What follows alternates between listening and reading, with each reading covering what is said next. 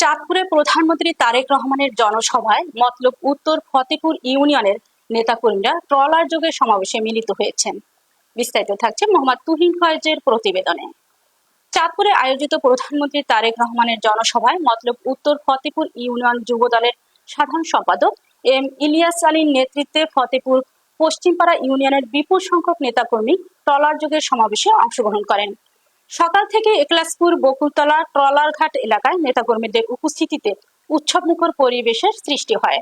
দলীয় slogan, banner, festoon ও শৃঙ্খলাবদ্ধ প্রস্তুতিতে trawler যাত্রা পরিণত হয় এক প্রাণবন্ত আয়োজনে।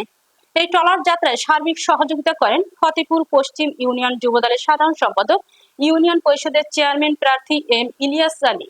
এ সময় উপস্থিত ছিলেন ফতেপুর পশ্চিম ইউনিয়ন যুবদলের যুগ্ম সাধারণ সম্পাদক আনোয়ার হোসেন, সহ সভাপতি আরিফুল ইসলাম মুকুল, ২ নং ওয়ার্ড যুবদলের সাধারণ সম্পাদক বাদল মোল্লা, বিএনপি নেতা সুলতান মাহমুদ তুহিন, সাইদুল ইসলাম টুকু, সাইদুল ইসলাম সরকার, শফিকুল ইসলাম, ইউনিয়ন ছাত্রদলের সহ সভাপতি আরিফুল ইসলাম, ২ নং ওয়ার্ড ছাত্রদলের সভাপতি নাইম হাসান, শ্রমিক নেতা সৈয়দ হোসেন সহ আরো অনেকে।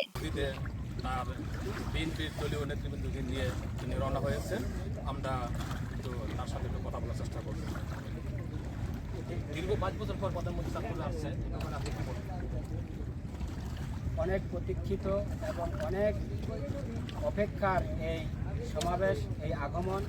আপনারা জানেন দীর্ঘ ২২ বছর পর বিএনপির চেয়ারম্যান জনাব তারেক রহমান, বাংলাদেশের প্রধানমন্ত্রী চাঁদপুরে আগমন উপলক্ষে আমরা চাঁদপুর ২ আসনের মাননীয় এমপি আলহাজ ডক্টর জালালউদ্দিন ভাইয়ের নির্দেশক্রমে আমরা সেই প্রধানমন্ত্রীর আগমনকে আরও সাফল্যমণ্ডিত করার জন্য এই মতলব উত্তরের অন্তর্গত ১১ নং পশ্চিম ফতেপুর ইউনিয়নের পক্ষ থেকে আমরা বিভিন্ন অঙ্গ সংগঠনের নেতাকর্মীরা সেই চাঁদপুরে যাচ্ছি। প্রধানমন্ত্রীর কাছে আমাদের মতলবের উন্নয়নে দাবিটা আপনারা কাজ করছেন। প্রধানমন্ত্রীর কাছে আমাদের মতলবের উন্নয়নের দাবি সেটাই থাকবে যেটা আমাদের নেতা নির্বাচনের আগে মতলববাসীর কাছে ওয়াদা করেছেন।